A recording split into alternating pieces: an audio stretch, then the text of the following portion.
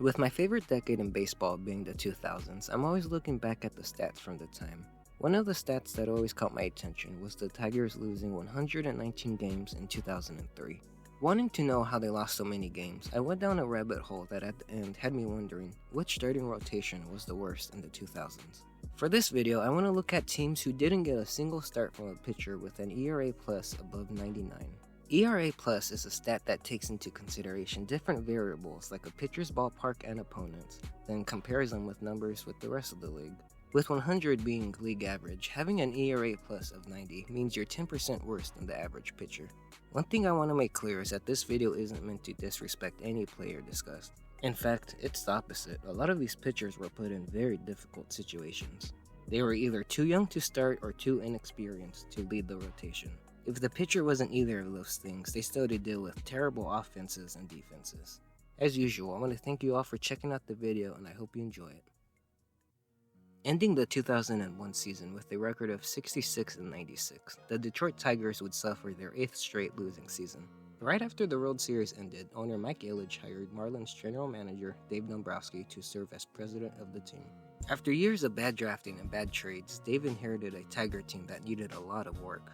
Detroit would open the 2002 season starting 0-6, allowing 40 runs and only scoring 13.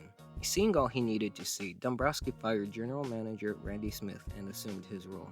Continuing to struggle, the Tigers finished the season with a record of 55-106. Just like every good GM, Dave knew that if he wanted to rebuild his team right, he would have to build up his farm system first and then turn to free agency, which meant that the Tigers wouldn't be adding much help to a rotation that just lost 106 games. After trading both Jeff Weaver and Mark Redmond, the Tigers would be entering the 2003 season without their two best starters.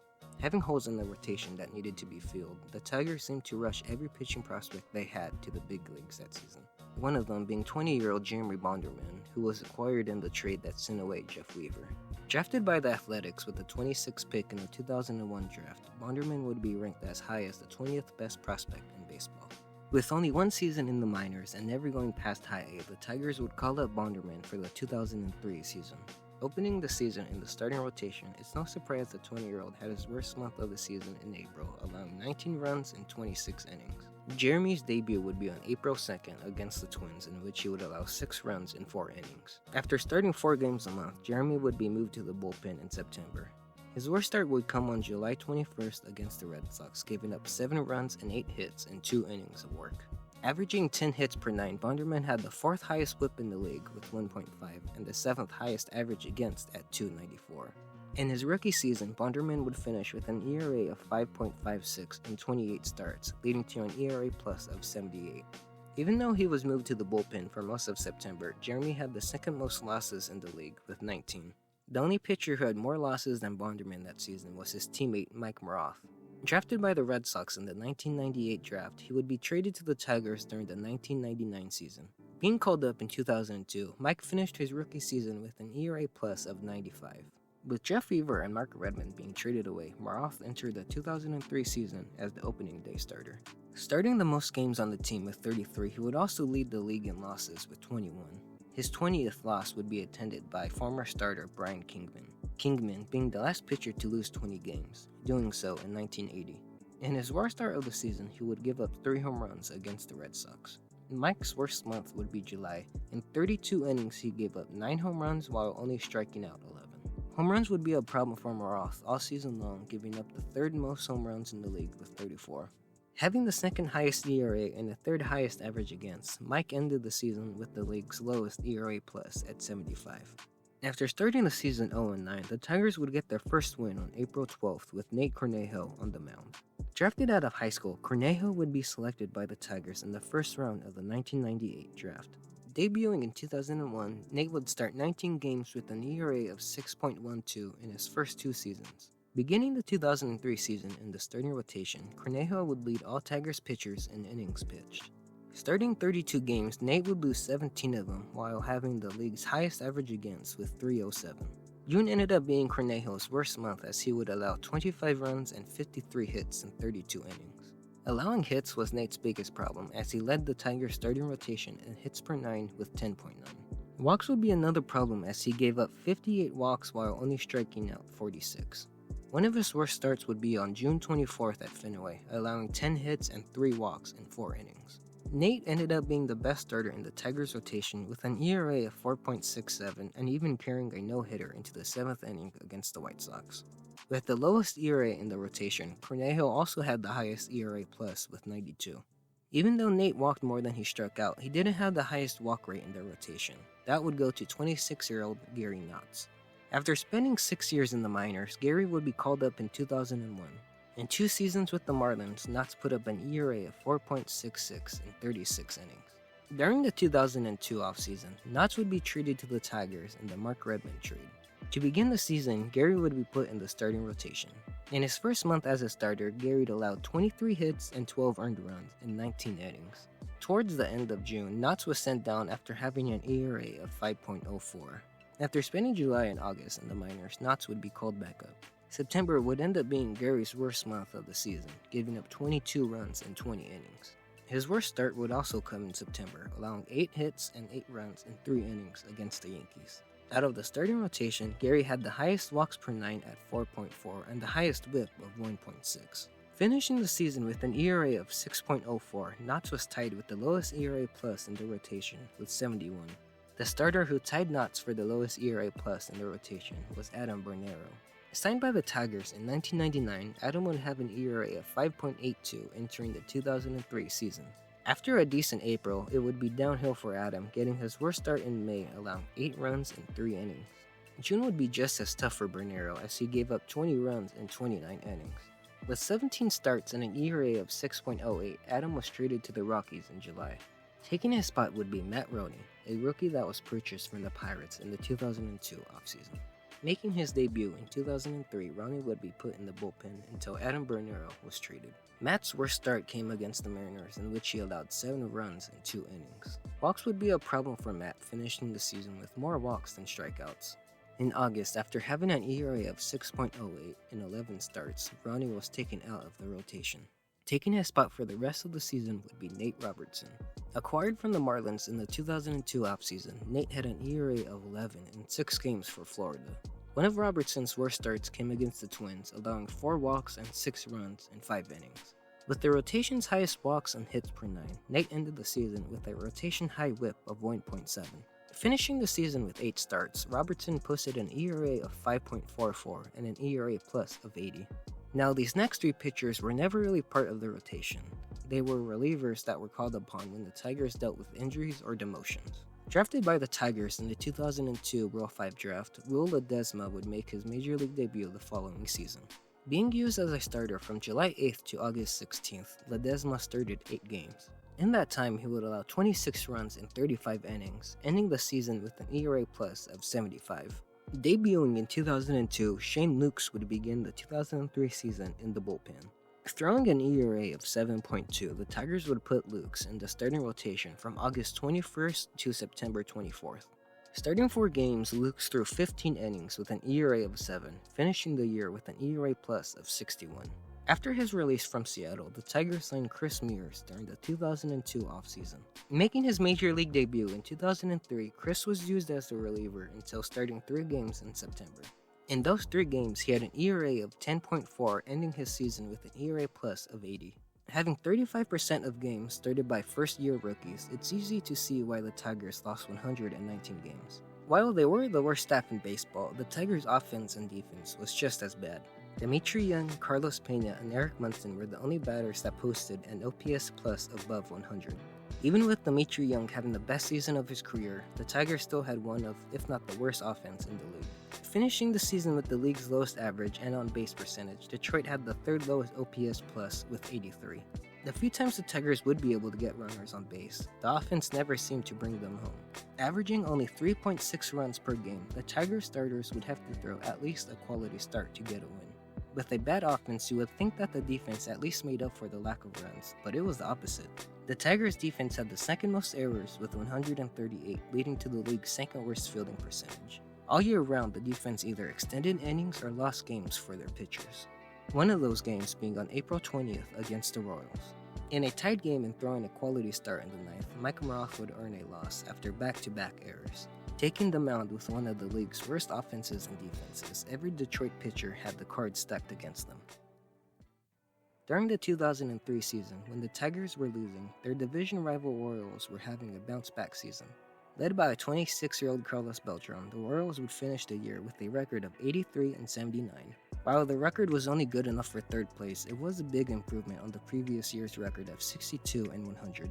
With pitcher Darrell May coming back down to earth and Jose Lima leaving, the 2004 season wouldn't be as kind to Kansas City. After starting 28-40, the Royals would trade Carlos Beltran to the Astros for John Buck, Mark Teahen, and Mike Wood.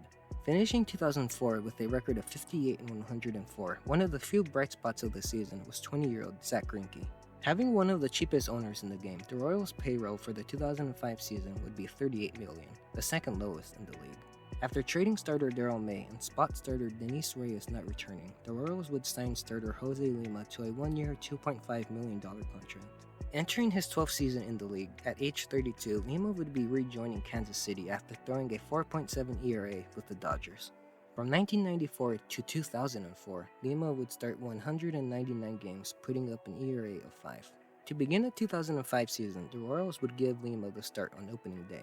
Facing the Tigers, he would give up 3 home runs, finishing the day allowing 5 runs in 3 innings. Home runs would be a problem for Lima all season long, as he would give up the 6th most home runs in the American League with 31. One of Lima's best qualities was how durable he was, starting at least 5 games a month. Getting that many starts and with a tendency to give up home runs, it's not much of a surprise that Jose would give up the most earned runs in the American League with 131, leading to a league-high 6.99 ERA. Lima's worst start would be against the Rangers on May 26, when he would give up 3 home runs while allowing 8 runs in 4 innings. Jose would finish the season with the league's highest whip at 1.6 and average against at 3.14, all that led to having the league's lowest ERA plus at 63. After Lima started opening day, 27-year-old Ronelvis Hernandez would get the next start. Signed as a 19-year-old out of the Dominican Republic in 1997, Ronelvis would make his minor league debut 4 years later. Starting 33 games in the minors, the Royals would call up Hernandez in 2002 with only a season and a half in the minor leagues. Putting up an ERA plus of 110 in his first 2 seasons, Hernandez would miss the 2004 season recovering from Tommy John surgery. To begin 2005, Ronelvis would have one of his best starts of the season, allowing only 1 run in 7 innings. Unfortunately for Hernandez, the rest of the season wouldn't go as smoothly, as he would earn the 12th most runs in the American League. In one of his worst starts of the season, Hernandez would pitch only 1 inning while allowing 7 earned runs against the Athletics. Unsurprisingly, August was Ronelvis' worst month, pitching 15 innings and allowing 16 runs. Hernandez was able to start 29 games, so at the very least health wasn't a concern after coming back from Tommy John. Walking, however, was a concern, as he would give out more free passes than any other Royal pitcher with 70. Finishing with an ERA of 5.5 and an ERA plus of 80, Ronelvis' most memorable moment of the season would be starting a bench-clearing brawl against the Tigers. In 2002, when Hernandez was making his major league debut, the Royals would draft Zack Greinke with the 6th overall pick. Drafted out of high school, Greinke would choose to sign with the Royals rather than go to college. After putting up great numbers in the minors, Zack would be ranked the 4th best prospect in the league. Being called up as a 20-year-old, Greinke had a great rookie season in which he would put up an ERA plus of 120. Entering the 2005 season, Zack looked like the future ace of the Royals. However, he would have a sophomore slump, pitching the worst season of his career. Hitting a home run in his worst start of the season, Greinke would give up 11 runs and 15 hits in 4 innings against the Diamondbacks. Giving up runs and hits would be a problem all season long, as Zack allowed the 3rd most runs, 8th most hits, and the 4th highest average against in the league. Just like Lima, Greinke would start at least 4 games each month, leading to a league-high 17 losses and the 4th highest ERA at 5.8. Throwing the most innings for the Royals at 183, Zack would finish the season with an ERA plus of 76. After starters Denny Batista and Brian Anderson went on the disabled list, DJ Carrasco would be called up to the majors. Originally drafted by the Orioles in the 26th round of the 1997 draft, DJ would be released and signed multiple times. Being unprotected in the 2002 Rule 5 draft, DJ would be picked up by the Royals, making his debut the following season. In his first 2 seasons with the Royals, Carrasco would throw 115 innings with an ERA plus of 101. Starting from May 13th to September 3rd, DJ had the 4th most starts in the rotation with 20. July ended up being his worst month. Starting 5 games, DJ finished the month only getting 1 quality start. August wouldn't be any kinder as he had his worst start of the season, allowing 7 runs and 8 hits in 3 innings against the Mariners.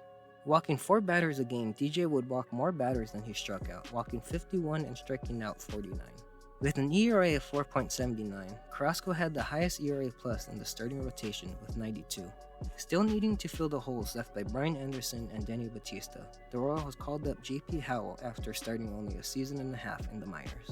After great numbers in college and dominating the 2004 College World Series, the Royals would draft Howell with the 31st pick in the 2004 draft. Starting in 2005 in High A, JP would work his way up to the majors after having an ERA below 3 that year in the minors. With the second fastest rise to the majors in Royal history, Howell had a lot to live up to. After a great debut against the Diamondbacks, it would be downhill for the rest of the season. One of Howell's worst starts of the season would be on July 4th against the Mariners, allowing 6 runs and 8 hits in 5 innings. The rest of July would be just as brutal to JP as it ended up being his worst month of the season, giving up 16 earned runs in 17 innings. After a rough July, JP was sent down to the minors. However, it didn't last long as he was called up a month later. Overall, as a rookie, Howell started 15 games, finishing with an ERA of 6.19 and a WHIP of 1.5. Unsurprisingly, JP had the lowest ERA plus in the starting rotation with 71. The rest of the pitchers that made start for the Royals were starters that were injured or relievers that got spot starts. Being traded to the Royals from Baltimore, Danny Batista would enter the 2005 season as the Royals' second best prospect. Beginning the season in the starting rotation, the 24-year-old started 7 games before his season ended due to shoulder problems. In those 7 games, Batista had an ERA of 5.8 in 35 innings, ending the season with an ERA plus of 77. Traded from Cleveland, Brian Anderson would join the Royals in the 2003 season. After 12 years in the majors, Anderson opened the season in the starting rotation. Starting 6 games, Brian allowed 2 home runs per 9 with an ERA of 6.7. Needing Tommy John, Brian's season would come to an end with an ERA plus of 66. Acquired from the A's in the Carlos Beltran trade, Mike Wood spent his first season in the rotation. After posting an ERA of 5.9, Mike started the 2005 season in the bullpen. Getting his first start on August 9th, Wood finished the season in the rotation. Throwing 54 innings in 10 starts, Mike had an ERA of 4.9, leading to the rotation's highest ERA plus with 99. Selected in the first round of the 1999 draft, Jimmy Gobble would make his debut in the 2003 season.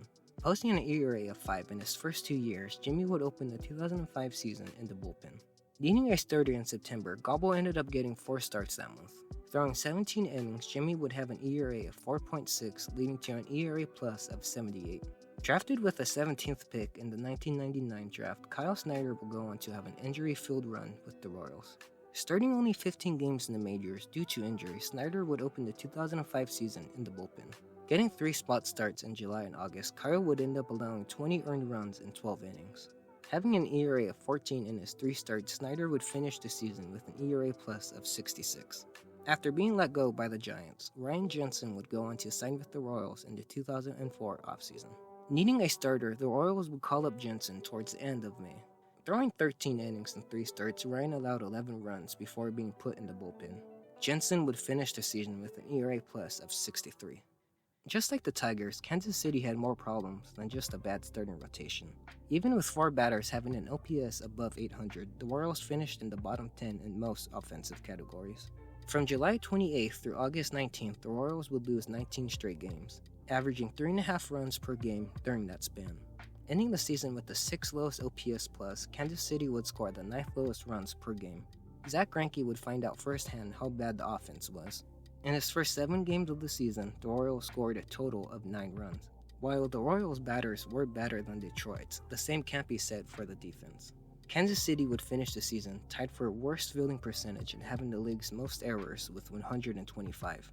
According to Baseball Reference, the Royals had the worst defense in the 2000s, being worth a negative 77 runs as a team. Just like Detroit, the Royals pitchers couldn't count on their defense or offense to do their job. I'll admit, before I looked into these teams, I saw the stats from these pitchers and assumed they were the reason why their teams were so bad. After seeing how terrible their offenses and defenses were, I honestly feel bad for these pitchers. They were at a disadvantage before throwing a single pitch. A lot of them could have had longer careers if they were given more time to develop in the minors. Instead, they were rushed or kept in the majors since their team had no other options. I hope, just like me, you look at these pitchers differently, knowing what they had to deal with. Once again, I would like to thank you all for checking out the video. I hope you enjoyed it and have a great and safe day, everyone.